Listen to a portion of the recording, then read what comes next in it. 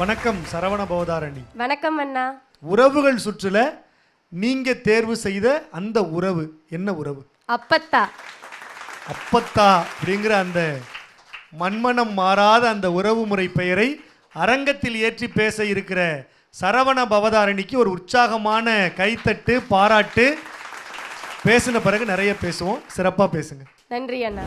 தன் பேர பிள்ளைகளின் நலனிலும் வளர்ச்சியிலும் தானும் ஒரு தூணாய் நிற்கும் அனைத்து அப்பத்தாக்களுக்கும் இந்த பேத்தியின் அன்பு கலந்த வணக்கங்கள்.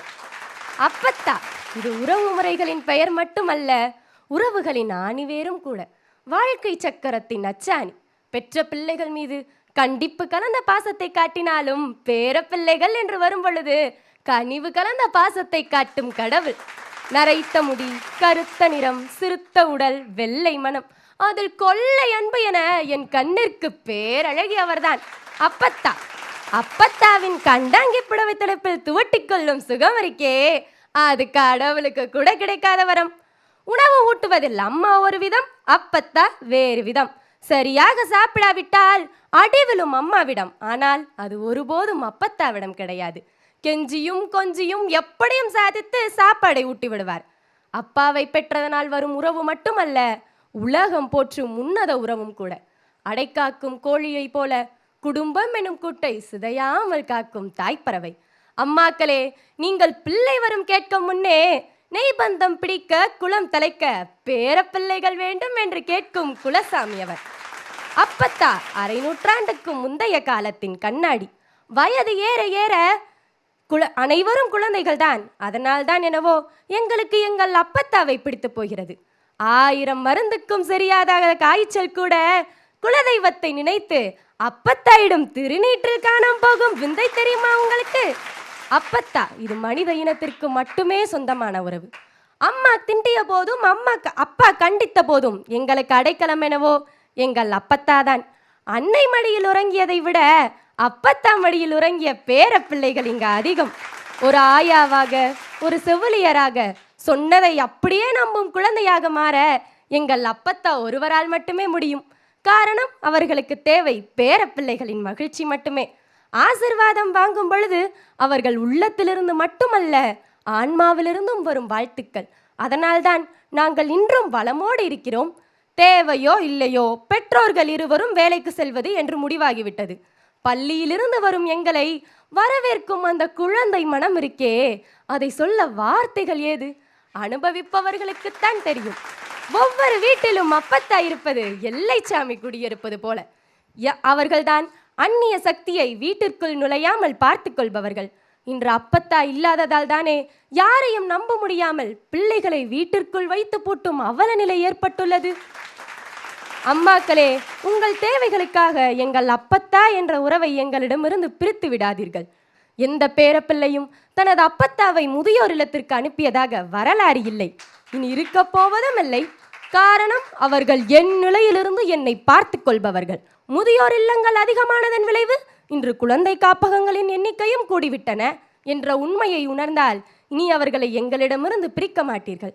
வயதானாலே சில குணங்கள் தானாக மாறிவிடும் போல. சொன்னதையே திரும்ப திரும்ப சொல்லுதல், ஞாபக மறதி, சில நேரங்களில் உடல் உபாதைகள், இதெல்லாம் தானாக ஒட்டிக்கொள்ளும் போல. நாளை நமக்கும் இந்த நிலைதான் என்று எண்ணினால் அதை ஏற்கும் மனப்பக்குவம் வந்துடும். அப்படிப்பட்ட அப்பத்தாவை நாம் குலதெய்வமாக பார்க்க வேண்டும். அப்படிப்பட்ட அப்பத்தாதான் என் அப்பத்தா பஞ்சவரணம். என் அப்பத்தாவிற்கு பால் மாடு வளர்ப்பது என்றால் மிகவும் பிடித்தம். எங்கு சென்றாலும் இரவு வீடு திரும்பி வருவார்.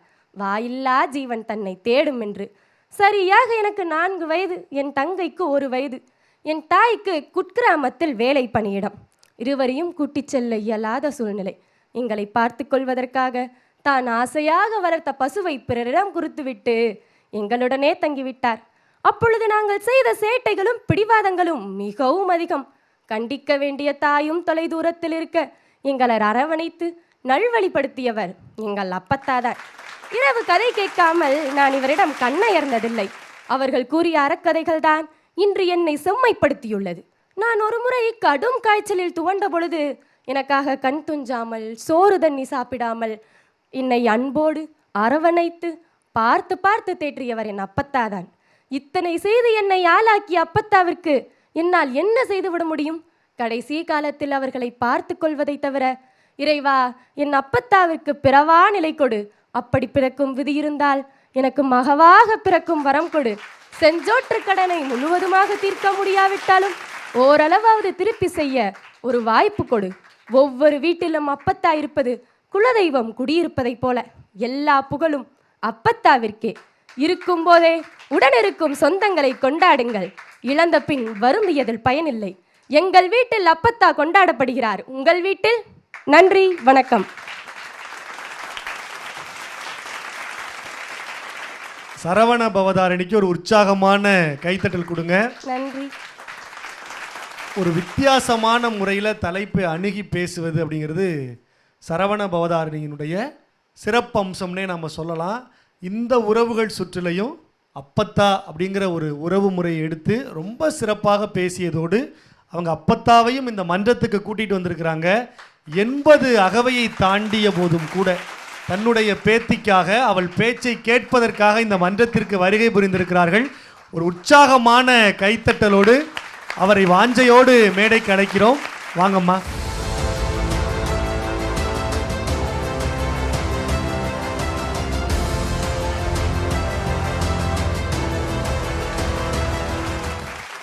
ஆனால் இந்த மேடை இப்போது புனிதம் அடைஞ்சிருக்குன்னே நான் நினைக்கிறேன். ஏன்னா இந்த வயதிலும் கூட யாருடைய துணையும் இல்லாமல் அவங்க இவ்வளவு தூரம் வந்து இந்த மன்றத்தில் நின்று நம் எல்லோருக்கும் ஆசி வழங்குறாங்க அப்படிங்கிறது உள்ளபடியே பெருமகிழ்ச்சியாக இருக்குது. ஒரு உற்சாகமான கைத்தட்டு சரவண பவதாரணியினோட அப்பத்தாவுக்கு. முதல்ல அப்பத்தா என்ன நினைக்கிறாங்க அப்படிங்கிறத கேட்டுடலாம். உங்களை பற்றி உங்கள் பேத்தி பேசியிருக்கிறாங்க, எப்படி இருந்துச்சு உங்களுக்கு? பேத்தி நல்லா பேசிச்சு, நீங்கள் நல்லா அறிவோட நல்லா காப்பாற்றி வச்சுட்டீங்க, மகிழ்ச்சியாக கொண்டு வந்துட்டீங்க என் பேத்தியை. என்ன என் பேத்தியை நல்ல முறையிலே நீங்கள் நல்லபடியாக படிப்பு கொண்டாந்துட்டீங்க, அதே போதும். அவங்க என்ன சொல்கிறாங்க, இவ்வளவு தூரம் என் பேத்தியை நீங்கள் கொண்டு வந்துட்டீங்க, இன்னமும் நீங்கள் அடுத்த கட்டத்துக்கு நல்லா கொண்டு வாங்க அப்படின்னு சங்கரா தொலைக்காட்சி கிட்ட கேட்குறாங்க. ஒரு உற்சாகமான கைத்தட்டல் கொடுங்க. பேசும்போது சரவண பவதாரணி சொன்ன மாதிரி தான், வயது ஆக ஆக அவங்களும் குழந்தையாக மாறிவிடுவார்கள்னு சொல்லி ஒரு 80 வயதை தாண்டிய ஒரு குழந்தை இந்த மன்றத்தில் பேசி கொண்டிருக்கு. அம்மா நீங்கள் சொல்லுங்கள், ஏன்னா ஒவ்வொரு முறையும் சரவண பவதாரணியை இந்த அரங்கத்துக்கு அழைச்சிட்டு வர்றது நீங்கள் தான். அவங்க தயாரிப்பு பணியில் அவங்க கூடையே இருந்து அவங்கள உற்சாகப்படுத்தி இத்தனை சுற்றுகள் கடந்து அழைச்சிட்டு வந்திருக்கீங்க. இந்த வெற்றி பயணம் எப்படி இருக்குது? இந்த நிகழ்ச்சிக்காண்டி இவளுக்கு எல்லாமே தயாரித்து கொடுத்து படிக்க வச்சு எல்லாம் செஞ்சாலும் இவளை முழு நேரம் பார்த்துக்கிறது வீட்டில் எங்கள் மாமியார் தான். என்னோட வேலை பணியிடம்னால நான் வெளியே போயிடுறேன், முழுக்க அவங்களுடைய பொறுப்பில் தான் இவள் வளர்ந்தா. அது ஒரு 4 வருஷம் நான் இவங்களை பிரிஞ்சு தனியாக தான் இருந்தேன். அந்த நேரங்களில் முழு கவனம் எடுத்து பார்த்துக்கிட்டது இவங்க தான். இதே நேரத்தில் இன்னொன்று சொல்லிக்கிறேன், என்னோட 2 பிரசவத்துக்கும் நான் தாய் வீடு போகலை, இவங்க தான் எங்கள் 2 பிள்ளைகளையும் பார்த்துக்கிட்டாங்க. இந்த நேரத்தில் எங்கள் மாமனாரையும் சொல்லிக்கணும், என்னோட திருமணத்துக்கு அப்புறம் என்னை படிக்க வச்சவங்க அவங்க தான். பிஎட் முடித்து எம்எஸ்சி முடித்து இப்போ ஒரு டீச்சராக இருக்கேன்னா அதுக்கு எங்கள் மாமனாரும் எங்கள் மாமியாரோட உறுதுணையும் தான் காரணமாக இருக்குது. நன்றி.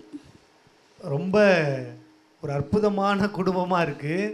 தன்னுடைய மருமகள் வேலை நிமித்தமாக 4 ஆண்டுகள் வெளியில் போய் வேலை செய்கிறாங்க.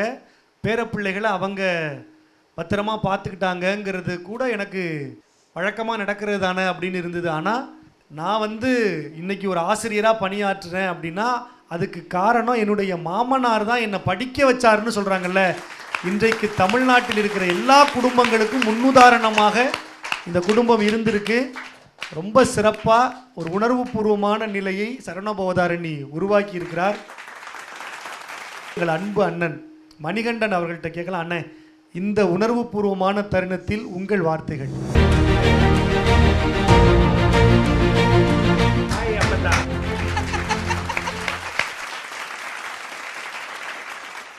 எல்லாருக்கும் முதல்ல பணிந்த வணக்கம்.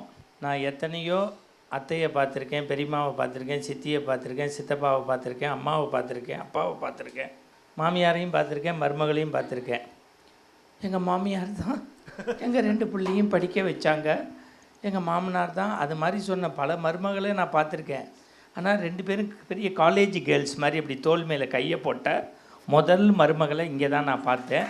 இந்த சங்கரா குடும்பம் என்ன பண்ணியிருக்குன்னா உறவுகள் சுற்றுல உண்மையிலுமே வாழ்க்கையில் எல்லாரும் நினைப்போம் ஐஸ்வர்யா ராய் தான் அழகுன்னு. இல்லைங்க, அருமையான இந்த சுருக்கம் விழுந்த கண்கள், இந்த நிறைமுடி, இந்த தோடு, இந்த உடை, இதுக்கு எல்லாத்தையும் உள்ள அந்த இலவம் பஞ்சு பறக்கிற மாதிரி மனசு இருக்குது பாருங்கள். தான் பேத்தி பேசும்போது அந்த முடியை தடவி விட்டுக்கிட்டே உண்மையிலுமே நடிகர் திலகம் சிவாஜி தோற்று போயிடுவார் போல இருந்துச்சு. தில்லானாம்பாள் மோகனம் மாதிரி எங்கள் அப்பத்தா பின்னிட்டீங்க. உண்மையிலுமே அவங்களுக்கு திருப்பி திருப்பி திருப்பி ஒரு மந்திரம் தான் சொல்கிறாங்க, எதுவுமே தெரில. என் பேத்தியை நல்லா பார்த்துங்க, பேத்தி என்னமோ பேத்தியை கல்யாணம் பண்ணி வீட்டுக்கு சீரோடு கொடுக்குற மாதிரி ஆயிட்டு. இப்போ எனக்கு ஒன்றும் பிரச்சனை இல்லை, நிரஞ்சன் பாரதிக்கு தான் பொறுப்பு ஜாஸ்தி ஆகுது. கடைசி வரைக்கும் அந்த ரவுண்டை கொண்டு வந்து ஜெயிக்க வச்சு, இல்லை அப்பத்தாலாம் சாபம் கொடுத்துச்சு, தாங்காது நாடு உங்களுக்கு தெரியும்.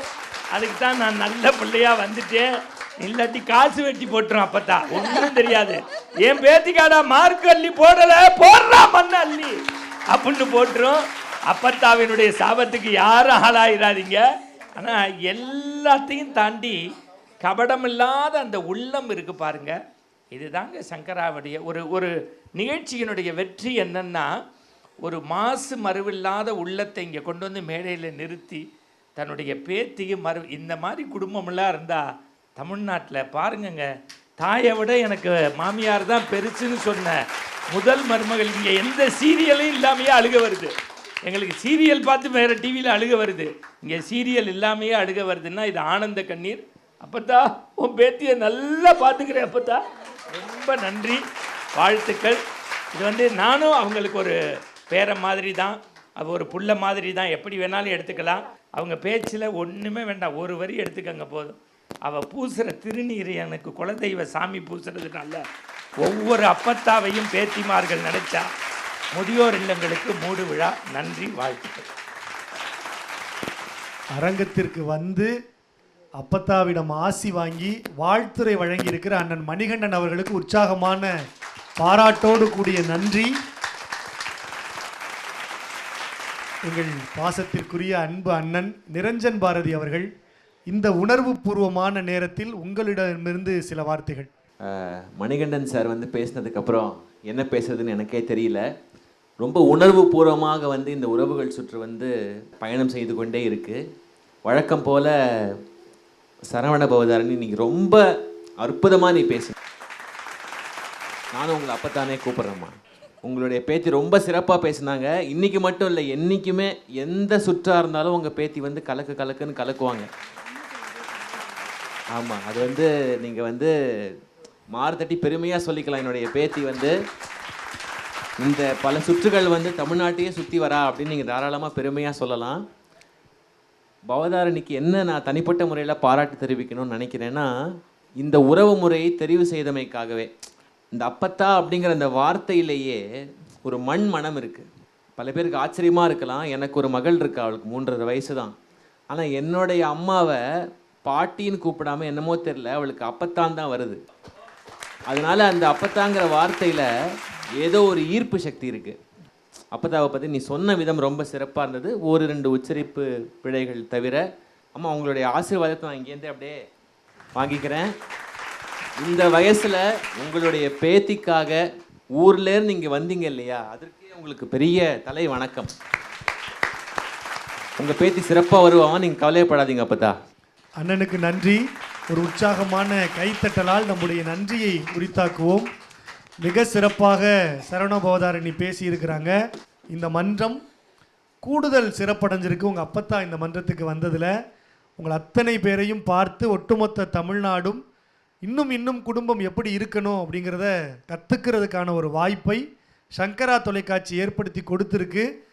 அடுத்தடுத்த சுற்றுகளில் இன்னும் இது மாதிரி பல புதுமைகளை நீங்கள் செய்ய மனதார வாழ்த்துகிறோம். வாழ்த்துக்கள். நன்றி ஐயா.